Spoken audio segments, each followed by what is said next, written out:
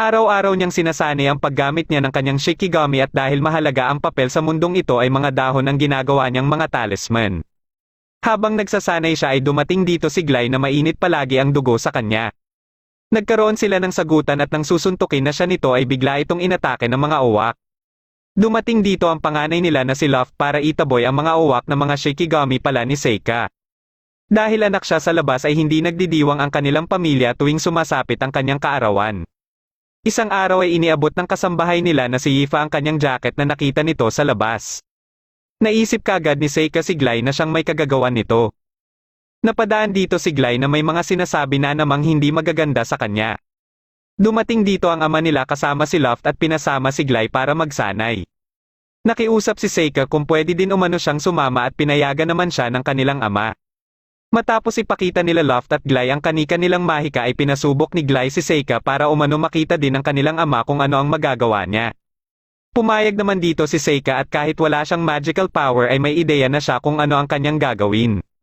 Ginamit niya ang tinatawag niyang Oni Flame at sa lakas nito ay hindi makapaniwala ang kanyang mga kapatid pati na din ang kanilang ama. Nakiusap siya sa kanyang ama kung pwede siyang mag-aral din ng mahika ngunit ayon sa kanyang ama ay wala itong saysay at tutukan niya na lang umano muna ang kanyang pag-aaral dahil may tutor din na ibibigay sa kanya. Isang gabi ay napalabas niya ang isa niyang familiar mula sa dati niyang buhay na si Yuki. Kahit nasa ibang katauhan na siya ay nakilala siya kaagad nito. Dahil nababahala siya na baka may makakita na iba kay Yuki ay plano niya itong itago muli ngunit nag-anyong Kogisuni si Yuki at nagtatago na lang sa buhok ni Seika. Kinabukasan ay nakiusap si Yifa kay Seika kung pwede umanong pagalingin ang nakita nitong baby carbuncle na sugatan. Gamit ang talisman ni Seika ay matagumpay niyang napagaling ito. Dito na sinabi ni Seika kay Yifa na alam niya umanong hindi ordinaryo si Yifa at may mga nakikita ito na hindi nakikita ng iba. Ayaw sana ni Yifa na sabihin ito sa iba dahil ito ang sinabi ng kanyang ina bago ito mamatay ngunit wala na siyang nagawa kundi aminin ito kay Seika. Ayon kay Yifa na mga elementals umano ang mga nakikita niya at ito din ang dahilan kung bakit niya nakita ang jacket ni Seika sa labas. Dahil naghahanap si Seika ng tao na may kakayahan na mag-utos ng mga elementals at hindi niya akalain na mahahanap niya ito kaagad kay Yifa. Nagpalabas siya ng Hitodome spirits at pinasubukan kay Yifa na pawalain ito gamit ang wind elementals ni Yifa. Matapos ang ilang subok ay matagumpay itong nagawa ni Yifa kaya simula noon ay araw-araw nang sinasanay ni Seika si Yifa. Pagsapit ng ika-12 kaarawan ni Seika ay hindi na naman pinagdiwang ng mansyon ang kanyang kaarawan. Hindi katulad ng kanyang mga kapatid na palaging may handaan at mga regalo at wala din dito ang kanilang ama. Matapos nilang kumain ay inimbitahan siya ng kanyang mga kapatid para magsanay sa paghawak ng espada dahil sigurado umanong mapupunta siya sa pagiging kabalyero dahil wala siyang magical power. Dumating dito ang kanilang kasambahay para ipaalam ang papalapit na halimaw. Ilang segundo lang ay nakarating na ito sa kanilang mansyon na isang elder nut. Sa takot ni Glay ay kaagad itong tumakbo para magtago.